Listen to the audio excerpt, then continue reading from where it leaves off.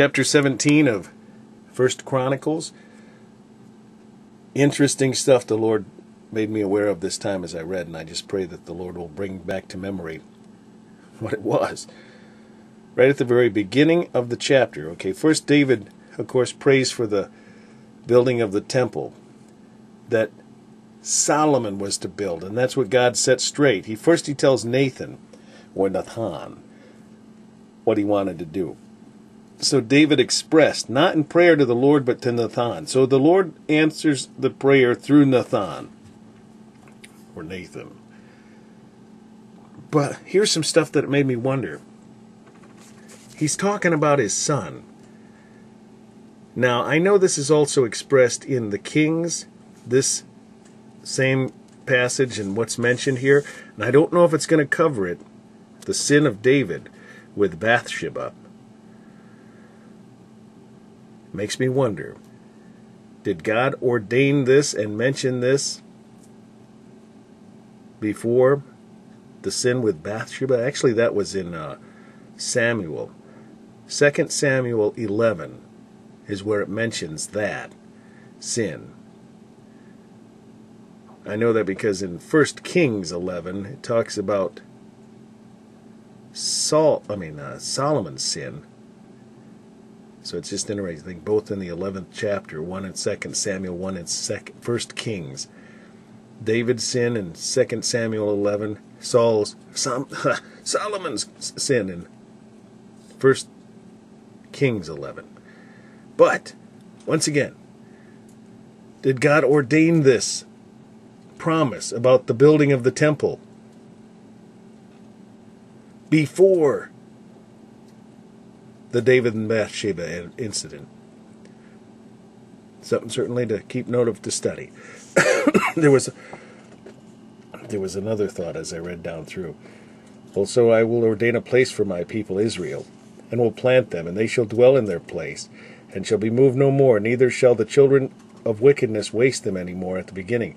And since the time of I commanded judges to be over Israel, moreover I will subdue all mine enemies, thine enemies. Furthermore, I'll tell thee that the Lord will build thee an house. I tell thee that the Lord will build thee an house. It's not David's going to make a commandment to build a house. The Lord's going to take care of that. And it shall come to pass when thy days be expired, that thou shalt go be with thy fathers, that I will raise up thy seed after thee, which shall be of thy sons. You know, another interesting thought I just realized. The first child that David and Bathsheba had, actually the first child that was a result of the sin, was David, of course. If this was the case, if God made this promise before that occurred, David believed that God would, through his seed, didn't know through which wife or anything. God didn't give him that. But he recognized. Well, actually, I just realized, David promised. Yeah, this is what I've kind of mentioned in previous videos. What we haven't read still, Michal, David, at this point, in response to her standing up against the king and him dancing before the Lord. Remember in whatever book that was. Once again, got to go back and look. David had made a decree, and David's word stood, because he was the king, and he was very honorable before God. He wouldn't just make some willy-nilly accusation or proclamation, but he proclaimed to her that she would have no children.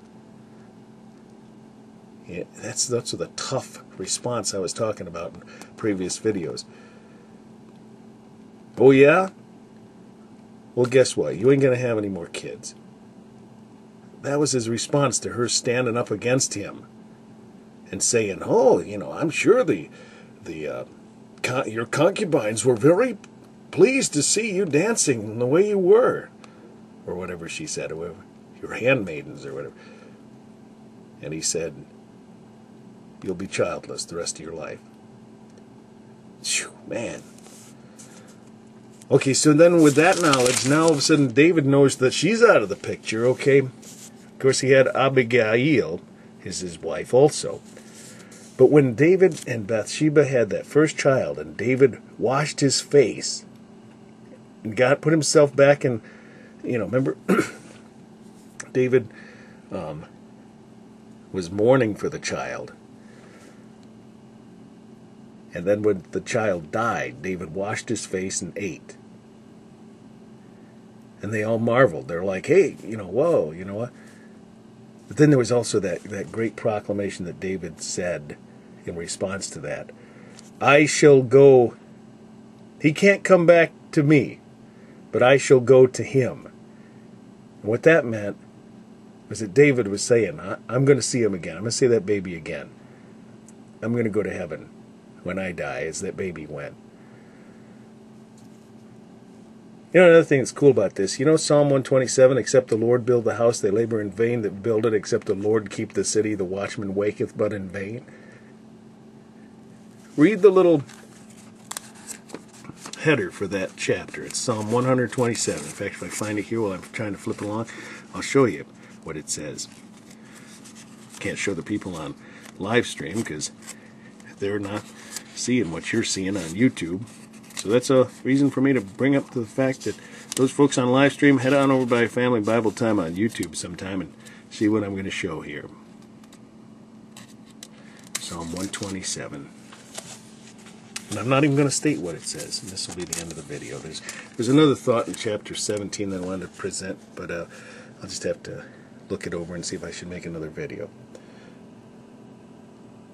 But that's what it says about Psalm 127.